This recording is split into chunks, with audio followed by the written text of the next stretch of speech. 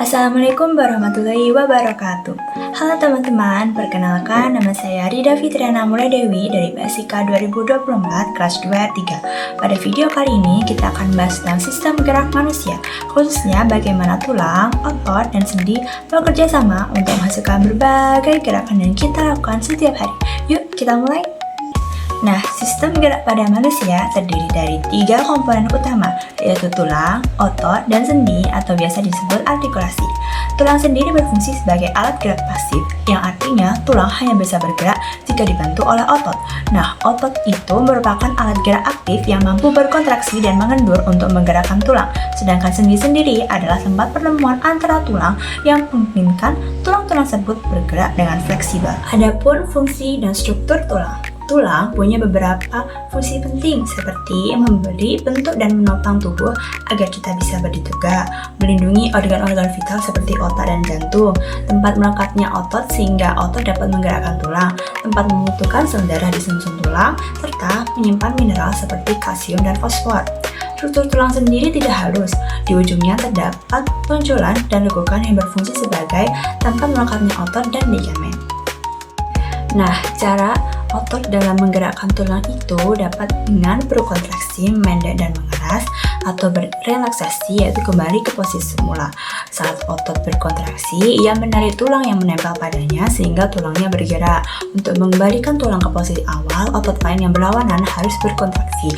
Oleh karena itu, gerakan tubuh biasanya melibatkan kerjasama dua otot yang berlawanan yang disebut otot antagonis.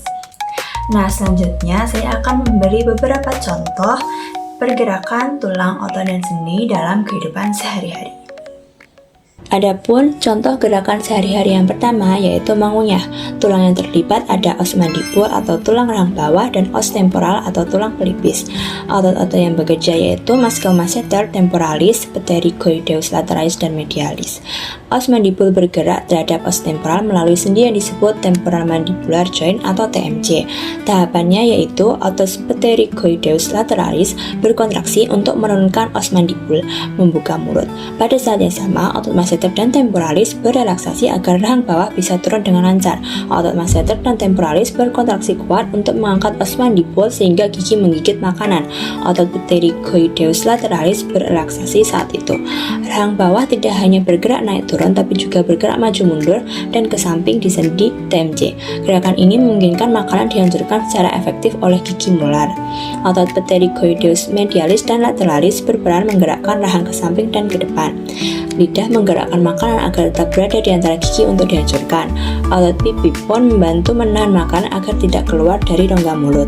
Adapun gerakan yang kedua yaitu mengangkat barang. Tulang yang terlibat ada os humerus, radius dan ulna, scapula, clavicula, serta tulang-tulang tangan yaitu karpal, metakarpal, dan falang.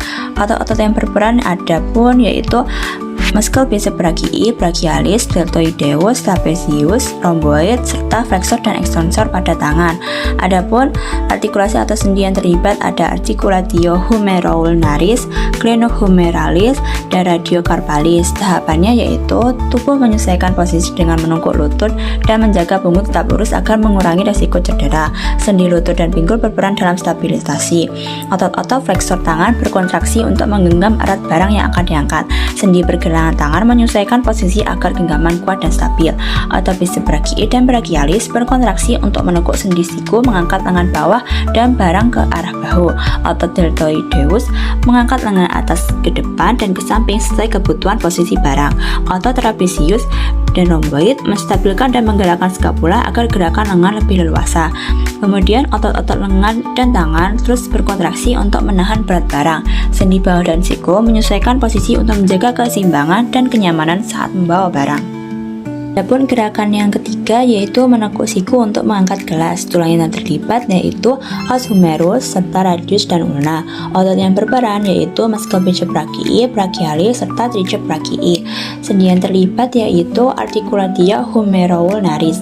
Tahapan gerakannya yaitu saat ingin mengambil gelas, otot bicep brachii dan brachialis berkontraksi untuk menekuk sendi siku, mengangkat lengan bawah dan gelas ke arah mulut.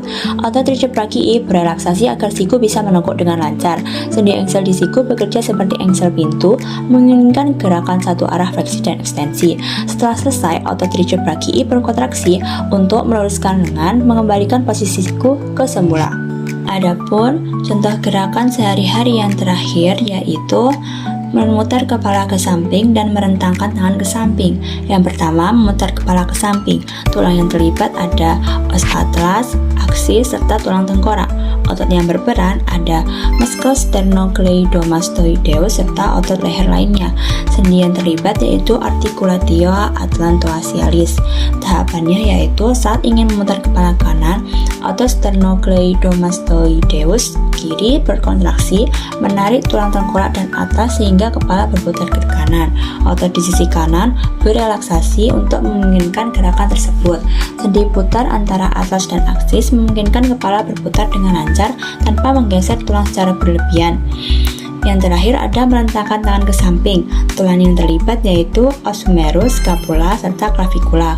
Otot yang berperan yaitu muscle deltoideus, supraspinatus, serta otot rotator cuff lainnya.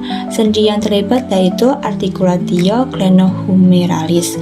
Tahapan gerakannya, saat merentangkan tangan ke samping, otot deltoideus dan supraspinatus berkontraksi untuk mengangkat os humerus dari posisi samping tubuh. Sendi peluru bahu memungkinkan lengan bergerak ke atas dan ke samping dengan fleksibilitas tinggi. Otot rotator cuff menjaga stabilitas sendi agar gerakan halus dan tidak cedera. Nah, itu tadi beberapa contoh pergerakan otot, tulang, dan sendi atau artikulasi dalam kehidupan sehari-hari. Sekian penjelasan yang bisa saya berikan, semoga bermanfaat. Jika saya ada salah kata, saya mohon maaf. Wassalamualaikum warahmatullahi wabarakatuh. Sampai jumpa.